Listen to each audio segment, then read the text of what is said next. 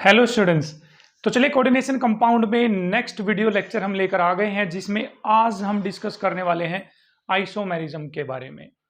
तो मेनली जो आज की वीडियो है ये मेनली बोर्ड सिलेबस को कवर करेगी।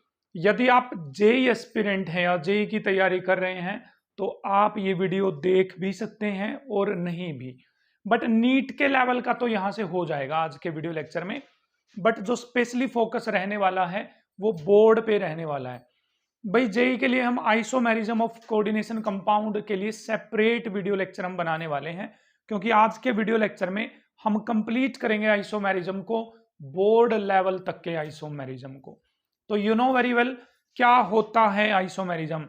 एक ऐसा फिनोमिना है जिसमें कोई भी कंपाउंड दो या दो से ज्यादा स्ट्रक्चर्स में मिलता है और उन सभी स्ट्रक्चर्स की डिफरेंट फिजिकल या फिर केमिकल प्रॉपर्टीज होती हैं। ऐसे फिनोमिना को आइसोमेरिज्म बोलते हैं और उन डिफरेंट स्ट्रक्चर को क्या बोला जाएगा, आइसोमर्स बोला जाएगा। बट उन डिफरेंट स्ट्रक्चर का जो फॉर्मूला रहेगा वो क्या रहने वाला है, सेम रहने वाला है। तो चलिए, मैं हूं तरसेम जटैन और आप इस टाइम पे जटैन क्लासेस के साथ बने हुए हो। स्टार्ट करते हैं आज का लेक्चर। तो बेसिकली यहां पर आज जो हमें पढ़ना है वो दो तरह का आइसोमेरिज्म पढ़ना है। सबसे पहला है हमारे पास स्ट्रक्चरल आइसोमेरिज्म। Structural isomerism. जो सेकंड आपको पढ़ना है वो पढ़ना है स्टीरियो आइसोमेरिज्म। स्टीरियो आइसोमेरिज्म या फिर space isomerism. As you know very well, structural isomerism जैसा कि नाम से ही पता चल रहा है कि मोलिकुलर फॉर्मूला सेम होगा बट स्ट्रक्चर में डिफरेंस होने वाला है, तो होगा स्ट्रक्चरल आइसोमेरिज्म। स्पेस या स्टीरियो आइसोमेरिज्म में क्या रहेगा, फॉर्मूला सेम रहेगा बट स्पेस के अंदर जो अरेंजमेंट है, लिगेंड्स की अरेंजमेंट है स्पेस में, वो किस तरह से अरेंजमेंट होगी वो अलग होने वाली, वो कहलाएगा हमारे पास स्टीरियो आइसोमेरिज्म। स्टीरियो आइसोमेरिज्म में फिर हमें दो पढ़ने हैं। सबसे पहला पढ़ना है जियोमेट्रिकल आइसोमेरिज्म और सेकंड पढ़ना है हमें optical isomerism. Optical isomerism. Geometrical में हम दो कंपाउंड के लिए पढ़ेंगे। सबसे पहला होगा हमारे पास स्क्वायर प्लेनर के लिए और सेकंड होगा हमारे पास ऑक्टाहेड्रल के लिए, फॉर ऑक्टाहेड्रल। स्ट्रक्चरल आइसोमेरिज्म के भी हम टाइप पढ़ने वाले हैं। तो ये तो है क्राइटेरिया कि इस वीडियो लेक्चर में हमें आज क्या क्या डिस्कस करना है। तो चलिए प्रोसीड करते हैं आइसोमेरिज्म में स्ट्रक्चरल आइसोमेरिज्म की तरफ। तो बने रहें मेरे साथ। तो चलिए स्टूडेंट्स, आइसोमेरिज्म में स्ट्रक्चरल आइसोमेरिज्म पढ़ने वाले हैं, जिसके बेसिकली चार टाइप्स हैं। चारों टाइप्स मैंने यहां पर लिख दिए हैं। आयनाइजेशन आइसोमेरिज्म, लिंकेज, सेकंड है सॉल्वेट, थर्ड है लिंकेज और फोर्थ है हमारे पास कोऑर्डिनेशन आइसोमेरिज्म। डेफिनेशन सीखेंगे इनकी क्या है, एग्जांपल से कोशिश करेंगे कि हम पहचान पाएं कि इसमें किस तरह का आइसोमेरिज्म एग्जिस्ट करता है। आयनाइजेशन आइसोमेरिज्म, तो देखिए मॉलिक्यूलर फॉर्मूला तो सभी में सेम रहेगा, उसमें तो कोई दिक्कत है नहीं। आयनाइजेशन में आपको पानी में डालने के बाद डिफरेंट आयंस मिलेंगे। डिफरेंट आयंस मतलब एक आइसोमर तो अलग तरह के आयंस देगा पानी में डालने के बाद, दूसरा आइसोमर अलग तरह के आयंस देने वाला है। यदि ऐसा है कि पानी में डालने पर डिफरेंट आयंस आपको मिल रहे हैं तो वो कहलाएगा आयनाइजेशन आइसोमेरिज्म। चलिए एग्जांपल देख लेते हैं हमारे पास। फॉर एग्जांपल मैं एग्जांपल दूं आपको, PtNH3 4 that is OH twice SO4। ठीक है, आप बताइए बच्चे, यदि आप इसको पानी में डालते हो तो ये कौन से आयंस देगा आपको। देखो यहां से तोड़ दूं मैं इसको, तो ये आपको सल्फेट आयंस देगा। नहीं देखा, देखो सल्फेट ही टूटेगा ना, अंदर से तो तोड़ना नहीं है हमें। तो कौन से आयन देगा आपको, सल्फेट आयंस ये देने वाला है। तो इसका मैं दूसरा आइसोमेरिज्म बनाता हूं यहां पर, देखिए इसी का आइसोमेरिज्म। तो क्या हो गया, PT that is PT NH3 4 SO4 and OH twice. बताओ इन दोनों में क्या डिफरेंस है। इसको पानी में डालोगे तो ये सल्फेट आयंस देगा आपको, लेकिन आप इसको पानी में डालोगे तो ये कौन से आयन देगा आपको, OH negative ions, hydroxide ions देगा। तो डिफरेंट आयंस मिल रहे हैं या नहीं मिल रहे हैं, बिल्कुल मिल रहे हैं। तो ये कौन सा आइसोमेरिज्म कहलाएगा? आयनाइजेशन आइसोमेरिज्म कहलाएगा। चलिए नेक्स्ट एग्जांपल यदि मैं दूं आपको, तो देखिए हमारे पास ये कुछ इस तरह से है, PTNH3 4Cl2 एंड बाहर लिख दूं मैं Br2। तो बताइए ये कौन से आयंस देगा आपको? यहां से ब्रोमाइड आयन, देखो ब्रोमाइड Br नेगेटिव, ठीक।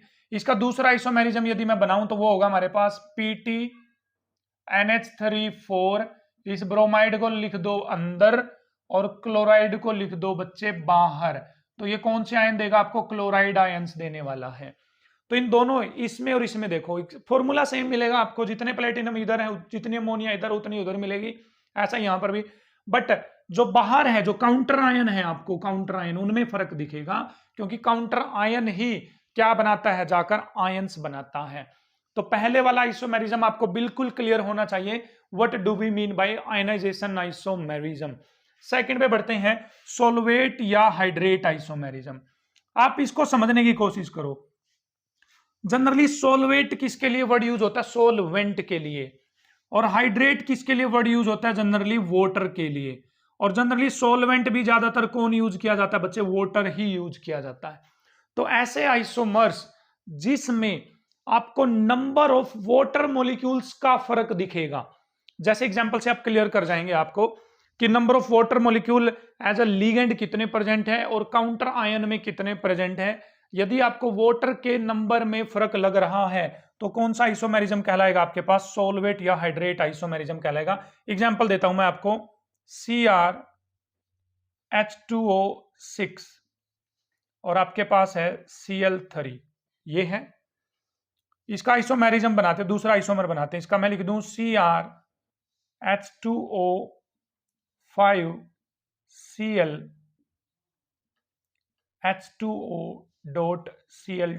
देखिए इसमें और इसमें फर्क फाइंड आउट करिए। आप खुद से सोचिए भाई क्या फर्क हो सकता है इसमें। Yes, hurry up, try to find out. Good good good. देखो यहां पर जो पानी है एज अ लिगेंड वो कितने हैं? 6 पानी है। यहां पानी कितने हैं? 5। तो एक पानी कहां चला गया है? बाहर चला गया है। तो पानी मतलब हाइड्रेट, पानी मतलब हाइड्रेट। हाइड्रेट के नंबर में फर्क आ रहा है नहीं आ रहा है? बिल्कुल आ रहा है। तो ये कौन सा आइसोमेरिज्म एग्जिस्ट करता है? यहां पर हाइड्रेट आइसोमेरिज्म एग्जिस्ट करता है। एक और बना सकते हो इसी का isomer, CrH2O4Cl2 then ClH2O twice. Check करो भाई, यहां पर पानी के मॉलिक्यूल अंदर 6 हैं, यहां 5 हैं, यहां 4 हैं, यहां बाहर एक भी नहीं, यहां बाहर एक हो गया, यहां बाहर कितने हो गए हैं? 2। तो इन सब में जो आइसोमेरिज्म एग्जिस्ट करता है वो कौन सा आइसोमेरिज्म एग्जिस्ट करता है बच्चे? हाइड्रेट या फिर सोलवेट आइसोमेरिज्म एग्जिस्ट करता है। और आपको ये बात अच्छे से क्लियर होनी चाहिए कि आयनाइजेशन और सोलवेट में क्या फर्क है। आई होप आपको क्लियर है ये वाला। आगे बढ़ते हैं, लिंकेज आइसोमेरिज्म। तो सोचिए लिंकेज का मतलब है लिंक, जुड़ना, जुड़ने में फर्क है थोड़ा बहुत। अब लिंकेज आइसोमेरिज्म वहां होगा जहां पर एम्बिडेंटेट लिगेंड्स होंगे बच्चे। कौन से लिगेंड्स होंगे? एम्बिडेंटेट लिगेंड्स होंगे। अब एम्बिडेंटेट लिगेंड्स में आपके पास क्या था? साइनाइड था, ये कार्बन की साइड से भी जुड़ सकता था, NC नाइट्रोजन की साइड से भी जुड़ सकता था। थायोसाइनाइड था, SCN, ये सल्फर की साइड से भी जुड़ सकता था और नाइट्रोजन की साइड से भी जुड़ सकता था। तो जहां ये वाले आपको लिगेंड्स दिखते हैं जिनको एम्बिडेंटेट लिगेंड्स बोलते हैं, तो वहां पर लिंकेज आइसोमेरिज्म एग्जिस्ट करेगा। एग्जाम्पल से हम समझें तो देखिए CrH2O5SCN, ऊपर लिख दिया मैंने +2, मान लीजिए कंपाउंड है। तो ये कंपाउंड किसके साथ जुड़ा हुआ है? सल्फर के साथ बच्चे, सल्फर के साथ। देखो यहां सल्फर पहले लिखा हुआ है तो सल्फर से जुड़ा हुआ है। इसका दूसरा आइसोमेरिज्म बना दूं मैं, CrH2O5NCS और +2। बताइए ये किसके साथ जुड़ा हुआ है? नाइट्रोजन की तरफ से जुड़ा हुआ बच्चे। ये किसकी तरफ से जुड़ा हुआ है? नाइट्रोजन की तरफ से। तो लिंकेज में फर्क है या नहीं है? और कहीं फर्क नहीं है, आयंस में फर्क नहीं है, पानी है ही नहीं यहां पर, बस लिंकेज में फर्क है। तो यहां सल्फर की साइड से जुड़ा हुआ है, यहां पर नाइट्रोजन की साइड से जुड़ा। तो ऐसे आइसोमर्स को क्या बोलेंगे? Linkage isomerism. मान लीजिए यहां पर CN लिख देते तो कार्बन की साइड से, या NC लिख देते तो नाइट्रोजन की साइड से, तो कौन सा हो जाता? Linkage isomerism. ONO लिख देते बच्चे तो नाइट्रोजन की साइड से, NO2 सॉरी ऑक्सीजन की साइड से, ऑक्सीजन की साइड से। NO2 लिख देते तो किसकी साइड से आ जाता? नाइट्रोजन की साइड से। तो जहां पर भी आपको एम्बिडेंटेट न्यूक्लियो ये एम्बिडेंटेट लिगेंड्स दिखाई दे, वहीं पर कौन सा आइसोमेरिज्म हो जाएगा? Linkage isomerism. और ये क्वेश्चन तो भाई बताइए इनमें कौन सा आइसोमेरिज्म एग्जिस्ट करता है? ये तो नीट में पूछा गया क्वेश्चन है, अभी शायद 2019 पता नहीं 20 में पूछा गया क्वेश्चन है कि बताइए इनमें कौन सा आइसोमेरिज्म एग्जिस्ट करता है, और वो क्वेश्चन स्ट्रक्चरल आइसोमेरिज्म पे से पूछा गया था। नेक्स्ट चलते हैं कोऑर्डिनेशन आइसोमेरिज्म। कोऑर्डिनेशन आइसोमेरिज्म में देखिए किस कहां पर एग्जिस्ट करेगा? जहां पर ऐसे एक कंपाउंड लिखे होंगे जहां पर दो दो ब्रैकेट होंगे, देखो दो दो ब्रैकेट, एक ब्रैकेट ये वाला, एक ब्रैकेट ये वाला, जैसा हमने IUPAC नेमिंग में पूछा था, जहां पर कॉम्प्लेक्स कोऑर्डिनेशन कंपाउंड होते हैं दोनों के दोनों, कैटायन भी और एनायन भी, दोनों ही खुद में कॉम्प्लेक्स हैं। देखो ब्रैकेट लगा रखा है। एक एग्जांपल से मैं आपको समझाने की कोशिश करता हूं, यहां पर आप समझने की कोशिश करना। CO, अरे कहां गया, देखिए भाई, CONH3 हेक्साइज, एक तो मान लीजिए ये है आपके पास, एक है CrCN हेक्साइज, एक तो कंपाउंड है ये।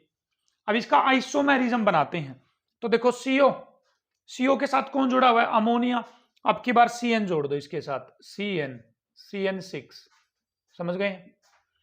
और दूसरी बार में क्रोमियम के साथ कौन जुड़ा हुआ है? CN, तो इसके साथ अमोनिया जोड़ दीजिए, अमोनिया, NH3 हेक्साइज। तो जो ये दोनों है ना, ये दोनों आपस में कौन से आइसोमेरिज्म शो कर रहे हैं? कोऑर्डिनेशन आइसोमेरिज्म ये शो कर रहे हैं, कोऑर्डिनेशन।